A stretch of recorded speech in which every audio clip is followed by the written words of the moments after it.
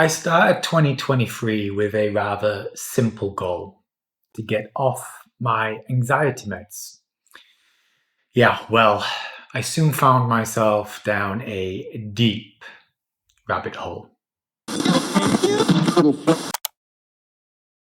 For many years, I woke up each day and placed a small piece of white chalky dust into my mouth. It supposedly helped me with anxiety and kept me somewhat balanced. In truth, it never really felt right. And as the years drew on, this feeling of unease grew. So in 2022, I decided enough was enough. I would wean myself off of them, but first, I had some studying to do. Because coming off meds is no easy feat. You have to take it seriously. So I read books and articles, listened to podcasts and interviews and watched videos at all. And as 2022 transitioned into 2023, I felt ready. The thing is, once you step down a rabbit hole like this, a whole new world opens up. I pulled threads one by one and began to quickly find various parts of my health, mental well-being, productivity, and more that I'd like to optimize. It was this that ignited the idea of the no hustle in the first place, as well as this video that explored the various smoothies I turn to each day. Those smoothies and this video are somewhat linked because although all of this started with a desire to get off my meds, I soon realized that with the right supplements, I could improve all kinds of aspects of my life, from exercise to greater gut health, brain fog, and much more. And so, over the coming minutes, I'll share my daily supplement routine with you, broken up into 3 phases: morning, afternoon, evening. I'll share each supplement I take, as well as why I take it, and a role it plays. But first, something very important. I am not a doctor or medical expert or anything like that. What follows isn't advice, it's just my personal journey. Will it help you? Maybe. But then again, maybe not. Your body, mind, and situation are unique. There's no simple approach that will fix you. Not that you need fixing. And I bring receipts in the form of these 3 bottles. The first 2 contain rhodiola rosea and L-theanine. I added them to my morning coffee along with CBD drops, more on those soon, as they are supposed to help reduce stress. And this one contains L-tryptophan, which, if taken before bed, improves sleep. I tried both in 2023 and the results, not good.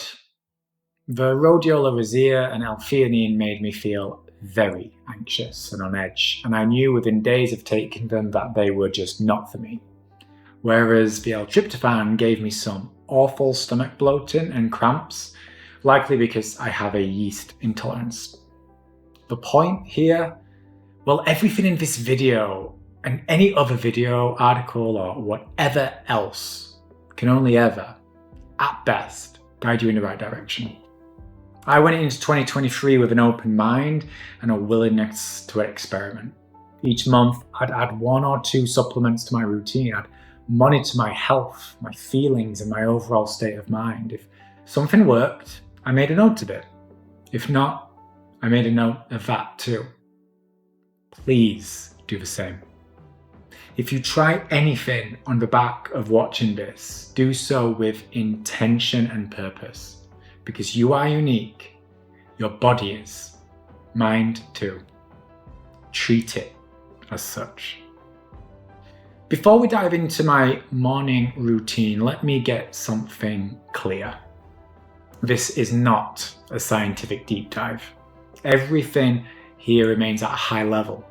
For starters, because I have no right going deep into these supplements, there are far better people, institutions, and resources for that.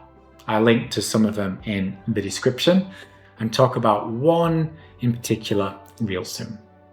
The second reason is to back up my previous point that you have to research your situation.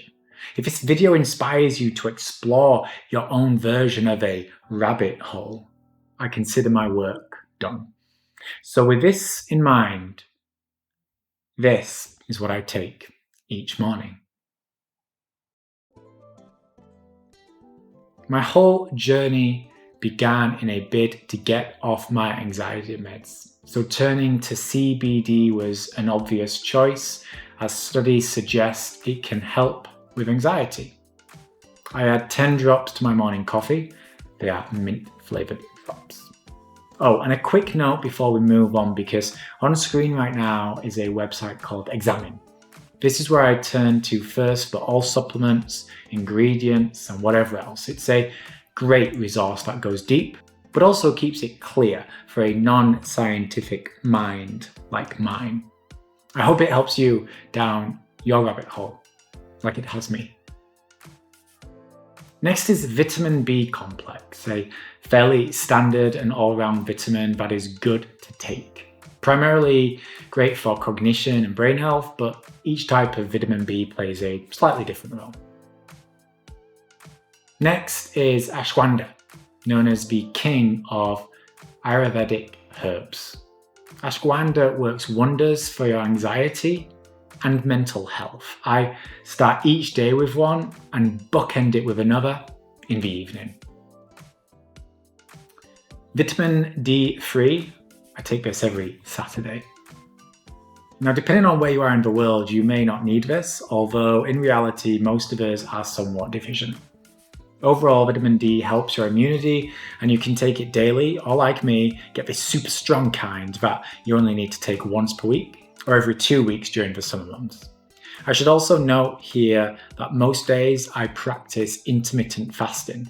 I aim for a solid 18 hours between what I eat the previous day and my smoothie in the afternoon. More on those later.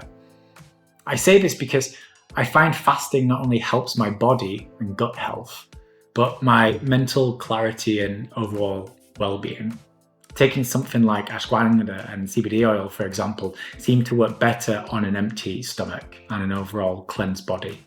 This is just my personal experience, but I figured it's worth noting.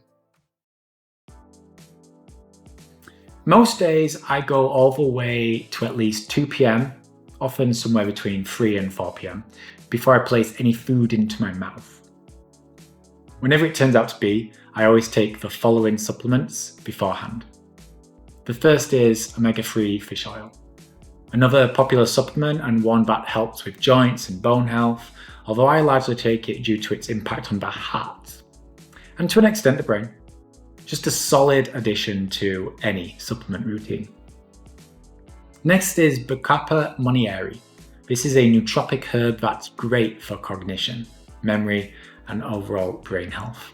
Good for things like brain fog too, so ideal to take in the afternoon when you start to lag and feel lethargic. Next, beta-alanine. I often go for a run either just before or after I take my afternoon supplements. So this one is good for both an energy boost and overall recovery in the muscles. It's a building block of carcinogen, which basically aids muscle growth. As soon as I've taken these, I make my smoothies of the day. Now, I won't go into all of that here, as this video explains all, including why I have 3 different types of smoothie I take each week. What I will say is that each smoothie has some creatine powder in and biomel. The latter is a gut enhancer with pre and probiotics, among other things. And this is important as the link between your gut and your mind, well, it's really rather strong. Now, this video isn't going to venture into all of that, maybe some other time. What I will say is that it's a rabbit hole worth venturing down. So if intrigued, check out some of the resources I've left in the description. We are now into the evening and post main meal of the day. I like to focus this phase around a pot of tea, But there's no breakfast tea to be found around here, oh no. It's of the herbal kind, topped up with some specific supplements, the main one being St. John's wort.